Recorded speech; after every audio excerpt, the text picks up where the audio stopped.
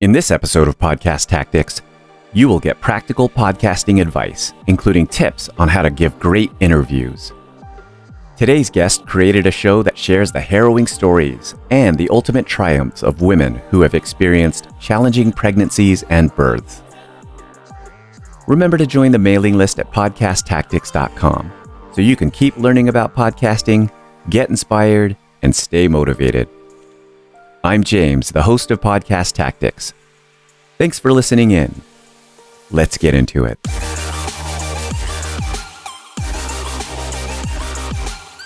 Joining me right now is Paulette from Northern California. Paulette, thank you so much for coming on the show. Thanks so much for having me. Let's dive right in. What's the name of your podcast and what's it all about?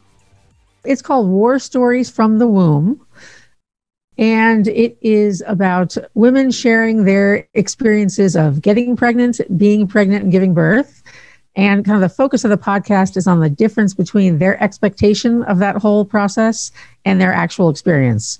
So I get stories that range from, I was hoping for a natural birth with no anesthesia, and I had to get a C-section, and this is all the kind of things that I went through in that process, to, I had an ectopic pregnancy that nearly killed me.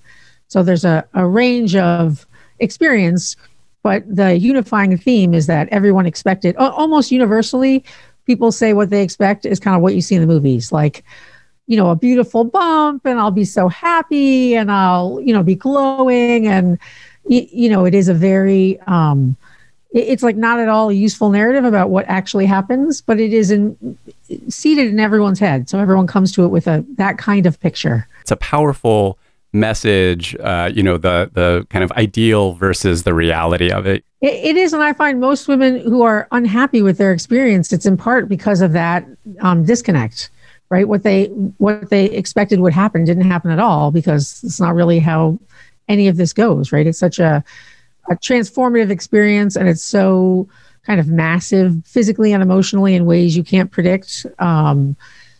So I find it's useful to talk about it, because I think we would all I have two daughters who are teenagers, and I want them to have a more realistic view about kind of what is involved. And if it's all butterflies and rainbows, great. It's even better than you could have imagined, right? What was the origin of the podcast? How did you come up with the idea? Probably not surprising to you. I had trouble getting pregnant, trouble being pregnant, and not uneventful birth. And my kids are 18 and 16, so it happened a while ago.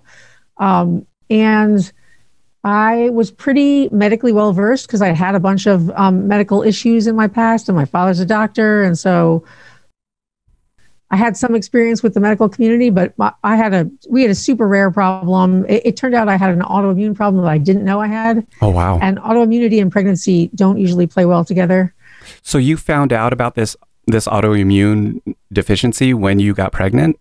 In the middle of the pregnancy, something was wrong with the fetal heart. And it's at a time when it was supposed to be 120 beats per minute. It was 50. Oh my goodness. And they kept saying like, oh, she's definitely going to die. This is not a viable thing. And then we went for 12 weeks with she's definitely going to die, with all the things that involves. And I have written about it extensively. My sort of primary job is as a writer. And I've written about that and immunology and pregnancy in other contexts. And I wrote a book about it.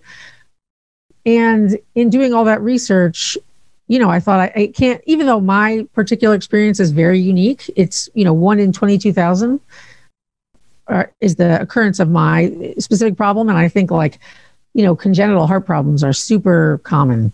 The heart's like the first organ to be formed. So it's in there a long time cooking, and a lot of things can go wrong, right? Yeah. So I just thought there other people must be having this experience. And if you're like I was, which is ultimately lucky to bring home a baby, you don't really get to process it, because now you're feeding and changing and doing all the infant care, which is, unbelievably hard work. And I just thought, this is not, the more research I do on pregnancy, the more I realize there's not that much known about it. Even among the scientific community, it boggles my mind that we're half the population And there's something like, I'm not sure I entirely trust the estimates, but they suggest that 10% of the population is infertile. Oh my goodness. So 90% of us are going through this.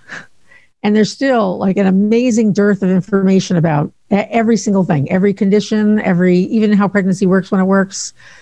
And so that I think is something to be addressed. You're providing a lot of value with, just presenting this experience for women realistically, and sharing women's stories. You're not idealizing it. I got from the episode that I listened to that, it's a very straight conversation that you're having about these experiences. Yeah, I mean, there is selection involved in the people I'm choosing. So every single person has been successful, in quotes, in some way. So even if you had like an ectopic pregnancy that obviously is not viable, they went on to have kids. So there is, it's not all doom and gloom. Sure. And most of it is really focused on the overcoming, right? We had this super challenging thing happen, and this is how I managed it. And, now we're on the other side of it. And I look back and think how grateful I am to be where I am now. As heavy as a topic as this is, ultimately it seems, and again, I only listened to one and I'm looking forward to listening to more, but ultimately it seems that the end result is an uplifting, positive, outcome. Yeah. Talk to me about how you get your guests to come on the show. How do you locate them? How do you approach them? So I think it will be tricky going forward. And I think I got lucky in the beginning. My sister lives in Madrid, and she is very entrepreneurial and is a part of, 10 Facebook groups or something. And I wrote up a little something and she posted it in her groups, and I got an overwhelming response. So, from 2 posts, I got 200 people who wrote me who said, I want to be on the podcast. And I would say like 90% of them, it totally works out. Like it is a story that, is something that you should share. Right. And in the other cases, like one person, for example, had something that sounded like medical malpractice. And I was like, I can't, like, that's a totally different thing. And it's, undoubtedly a trauma that you have overcome. And that's amazing. But I don't want that to be the focus, because that's a different thing. And for the most part, even though, we had many ups and downs in our own experience, and like the doctors put me on a medication, and only later when I got all my medical records did I see that they had listed it as experimental, which they did not share with me. But, I fundamentally think they're all trying to help me, right? They're all these doctors and nurses, they're all trying to help us get to the place we need to get to. And so there's no like malevolence or anything, but, that's a little squidgy, right? I had been doing a ton of research on my own, and I ended up getting off medication against medical advice, just because I wasn't comfortable with it. But, that's a little bit of a different issue, right? That wasn't like the driving force or whatever. So far I have probably 25 interviews kind of in the can in some point in the process. Yeah. And those all came from the initial Facebook posts. That's amazing. When did you start your podcast? Remind me, please. Well, I didn't release it till January 2021. Okay. But I started interviewing in September of 2020. Okay. And is that around the time that initial message went out, around September? Yeah. Yeah. And then so it just flooded in, and ever since then you've been setting up interviews and meeting people, hearing their stories, putting together the episodes. Exactly. And now I have put like a sign up sheet on the War Stories from the Womb website, but I haven't gotten much traffic there. So yeah, I may have to go back to Facebook to find more people who are willing. I want to acknowledge you for putting up a website. I looked at it. You did a great job. That's my background. I'm a web developer and a project manager for a web development company. Did a fantastic job with it. It's a nice central place to point people at to, learn more about you and, your podcasts. So not everybody does that. So, take home message here, get a website up, folks, because, it's the central repository for accessing all of your episodes and other things too. Yeah. So well done with that, Paulette. Thank you. Oh, you're welcome. Talk to me about the challenges that you've had with putting your podcast together. I think, there are kind of like mundane ones, like getting good sound or, sometimes, and actually I'm totally going to copy the email that you sent to me where you had like tips about, make sure you're in a quiet room. So I have one episode, which I'm going to air pretty soon, where it was a pretty good story, but her cat is walking on her desk, like while she's talking to me, and you could just hear this weird crunching the whole time. And I have no idea how to get rid of that. So there's sort of those things. And then, everyone responds to kind of trauma and difficult circumstances in their own way. So it is a little bit of a challenge to step softly enough around those things so as not to, kind of say the wrong thing. Yeah, absolutely. In the episode that I listened to, I was impressed by your ability to do that. I mean, there's no spoilers, by the way. I do want people to listen to your podcast. The episode that I listened to was super compelling. We'll talk more about that in a little bit, but your interview style, I thought it was very natural.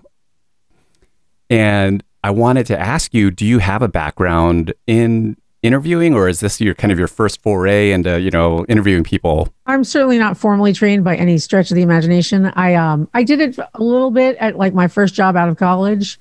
Okay. But I'm many years out of college now. And so I'm sure I was completely bumbling when I did it, but it wasn't necessarily scary to me because I had done it before. And for the most part, I'm mostly letting the women tell their story, right? It's mostly them.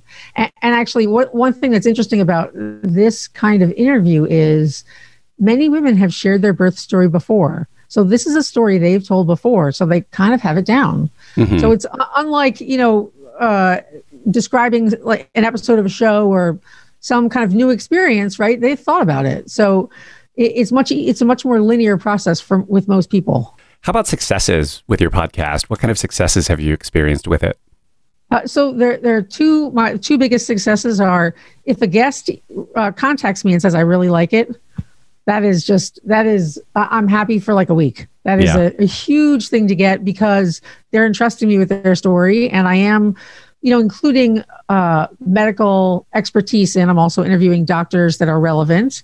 And I'm very careful to say like, I don't want to step on anyone's ideas about stuff. So for example, there's an episode coming up soon where the woman is hemorrhaged super prolifically. So she literally lost half of her blood volume in a hemorrhage and she's afraid to get a transfusion. And so when I am interviewing the doctor's like, oh my God, they're totally safe. You have to be okay with getting a transfusion.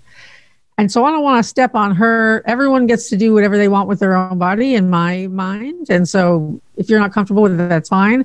But I don't want to publicize a fear of transfusion, right? Because that seems tricky. So it's kind of counter to what you're up to as well with your podcast. So sometimes like you some of those things. So my other success is that with some women, I just interviewed a guest who had eclampsia and did not know if you have eclampsia, you're at lifelong risk for cardiovascular disease.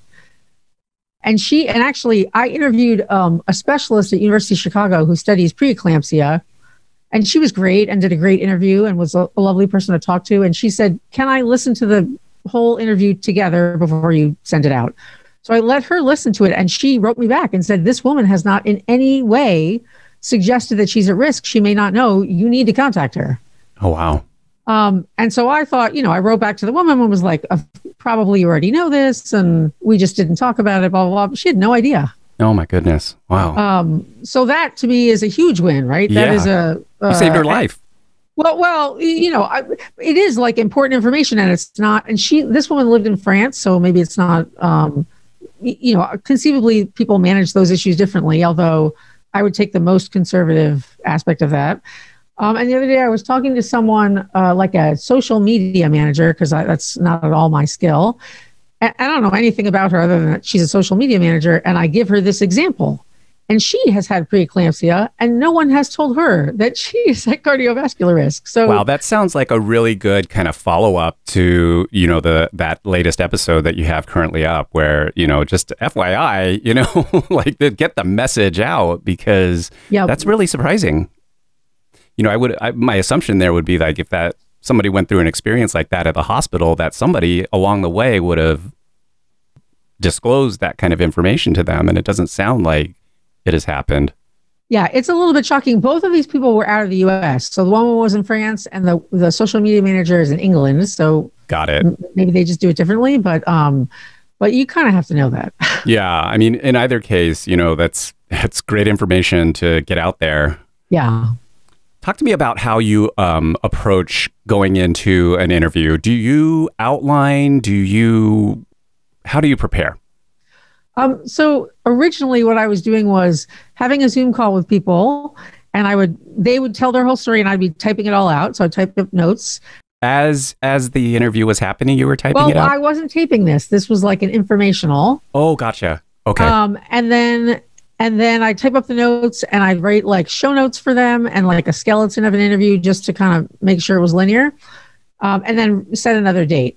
But what I found is people are very excited to tell you their birth story the first time and much less excited the second time. Yeah. So I ran into a couple things where the story was this amazing story, but either I caught them at a bad day or they didn't want to repeat the whole thing or whatever. So now it's a little more off the cuff. And now that I have done like 30 interviews, I have more kind of information at my fingertips about the more common issues. So I've already done that research and we're just having a conversation. What kind of resources have you been using to improve the level at which you're either interviewing or the quality of your podcasts? My main focus is on kind of information. And so I am doing a ton of research online with each interview. There are medical issues. And so I'm doing a lot of research about those issues so that I can add some information. And in terms of trying to find the relevant expert, there's a lot of research that goes into that. Okay. As I said, like the technical aspects of it are not my forte. And so I'm sure I could be making it better with other technical things. I guess that's really the root of my question, because when I listened to your episode, I did not detect any technical issues. And so I was curious, how did you go to YouTube and, look up how to, mic yourself up for a podcast? So the original source is, as with many people, Pat Flynn, Power Up Podcasting. So I went through that training course and bought everything he told me to buy. And, I am still using Zoom instead of Audacity. I think there are probably better platforms that I could use, but the podcast is free and there's no income surrounding it. So there's a limit to how many things I can buy to make it better. Gotcha. If I win the lottery, I will, do Zoomcaster or one of those rooms to make the sound so quality great and stuff like that. But today, those things are out of my reach. I mean, I'm just going to acknowledge you for, you're doing a great job as far as the quality, the sound quality of your podcasts, the editing. Thanks. It's really nice. What is it that you want people to get out of listening to your show? Why should they listen to your show? I think there's a couple goals. The first one is to really fundamentally change the narrative around how we talk about this enormous transition from, being a person to a parent. So ideally it would help to further a conversation about that. So we're not all, even like, I think you probably have saw, what's her name? John Legend's wife. What's her name? Ooh, I'm going to fail. I don't know. She's super famous and she's a model and she seems like a fabulous person and she's got shows and everything. And she was public about her miscarriage. And there was like a week of coverage about that, right? That should not be the case. That, we should all be talking about it, all, in a regular conversation. It shouldn't be this shameful thing, which I sort of feel like it is. So I want to kind of normalize all that stuff so that we don't, so many women say, I miscarried and I felt so guilty and what had I done? And, the truth of the matter is 99% of the time, there's nothing you can do. And really one thing probably you learned from your wife's pregnancy is you really have limited control over anything, right? Your body is on some kind of autopilot. And as long as you're not like shooting up heroin or, smoking or something, like you're doing what you could be doing. Yeah. So that is one goal. And the other one, which is, I think, a little further down the line, is to kind of connect people who've been through it with people who are going through it. So when I was going through this, I would have loved to have someone I could talk to who could say, these are the scary things you'll probably encounter, but they work out, or do this or do that, or this is a mistake I made, or some kind of learning where I didn't have to learn everything myself. And so ideally, I would put people together so they can communicate and say, oh, I had preeclampsia and, they told me all this scary stuff and this is what happened and this is how it was managed. And, we haven't seen any evidence of cardiovascular disease, but I get checked every month or every year or whatever it is. So those are kind of the goals. So I would love for people to take away like more understanding of what it really looks like and to share our experiences to help each other get through it. In terms of the future of your podcast, where do you see that 6 months, a year down the road? That's a good question. I can imagine forming more of a community online so that it's easier for people to connect with each other, like something like Circle or a Facebook group or something. The other issue with that is that when I was going through it, I was so scared the whole time that maybe I was unreachable. Maybe you have to really be careful about who you talk to because you're already in such kind of a scary place that you probably don't have the bandwidth to manage someone who says kind of the wrong thing. Now, imagining if we're all going through preeclampsia, there's something shared there and we all kind of know how to talk about it. But that would be the goal, is to have a bigger platform to put people together. Let's go into an episode discussion. Let's talk about, I listened to The Fates Have Their Own Birth Plan, Jules' story. Yeah. In your interview style, you seem to have this ability to draw answers out of your guest that your listeners are wondering about. Yeah, it's a little bit tricky because some people like walk fast past the hard part. And, I feel like, I guess you signed up for this. Am I being too intrusive to ask you to slow down with that? Or, yeah, I'm not sure. So I'm thinking of one I have in mind that was also really dramatic. And she whizzed past part of the dramatic part and I didn't stop her. I didn't ask the question you would have liked to ask because I just had this feeling of like, this is going to upset her. And I'm not quite sure how to manage that yet.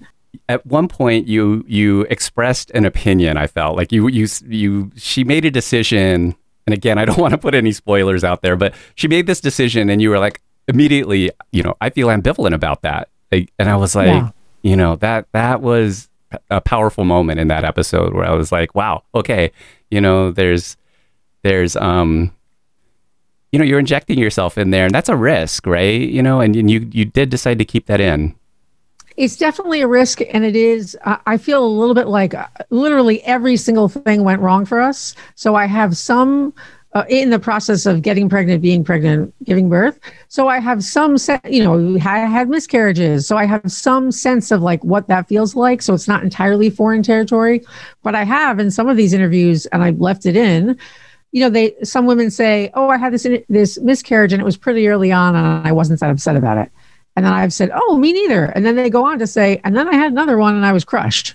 And so then I feel a little bit like, okay, sorry to jump on the earlier bandwagon since we don't necessarily see this the same way. The other thing that I really appreciated about your show too, and how you transitioned into it was bringing the doctor in. You transitioned nicely over to the doctor interview. She answered the question, and then you transitioned back over into the episode again. And I thought that was really nicely done. Oh, thanks. Yeah, that is sort of my approach to saving myself during all that trauma was research. And so that for sure is the lens through which I look at all these issues. And Jules in particular had said no one at her hospital understood what had happened to her the first time, right? They said like, this can't happen. So to live with that uncertainty is a hard thing because how do I avoid something if I don't even understand how I instigated it the first time? Yeah. So I find it super useful to talk to, this doctor in particular that I interviewed for Jules was fabulous. And she had a ton of answers and was very definitive, right? She was like, it's not unusual and this is how it goes. And I think that too is like a powerful thing for, Jules and the rest of us. Again, that episode, just from end to end, the storytelling, the incredible arc of of a story for her, and ultimately, as heavy as it is, it was ultimately an uplifting, story. So before we wrap things up, I have one more question for you. Sure. What is the best experience you've had happen because of your podcast? I think the connection to all these women, that I'm listening to all these interesting stories. There are smart people all over the world. All these women come from backgrounds that I would never intersect with, and places I haven't been. I interviewed a woman in Alaska. I'm never going to Alaska. And she's like a lifelong resident, right? So I totally appreciate mixing with all these people. And, I'm putting up an interview soon where this woman seemed really young. She's clearly just unbelievably sharp, but also much younger than me and very young. And I would never have a chance to interact with her. And it was just, I find all these people totally inspirational, right? They have all overcome these really dramatic things and are basking in the glow of their young children, and they love it. And actually, one thing I really like is you almost can't really tell how old the kids are from the interview. So I'm surprised every time when, like, the second interview is a woman with triplets, and I won't give away their age, but she's talking about it, in a way that might make you think like her kids are one. And they're not. And so that whole thing, I find, that to me cements the idea that it lives with you forever, right? This is an experience that is like shaping for you and your children. Oh, without a doubt. It feels like a gift to get to share this with other people and to hear their story and what they did. And I really enjoy that. Paulette, tell us where people can find out more about you and your podcast. Sure. Thanks for this interview, James. We have a website called warstoriesfromthewomb.com. It's all one word. And you can get the podcast anywhere you get podcasts, Apple, Google, Stitcher, Spotify. But the website has extended show notes. So if you were interested in one of the medical issues, I link to all the articles. I link to all the medical experts. And, someday soon there will be a library of resources on there for all these different conditions. Paulette, thank you so much for coming on the show. I do appreciate it. I do want to keep in touch with you, maybe even do a follow-up interview a few months down the road to see how things are going for you. Does that sound like a plan? That would be great. The name of the podcast is War Stories from the Womb. Paulette, thanks again. Best of luck to you. Thank you. Thanks a lot, James. Thanks again to Paulette. Check the show notes for links to learn more about Paulette and her show, War Stories from the Womb. Please share what you got out of my conversation with Paulette by leaving a review on podchaser.com. You can find out how to do this in the show notes. And do let me know what I can do to make this show even better for you. And make sure you follow Podcast Tactics to keep learning more about podcasting in future episodes. Thank you.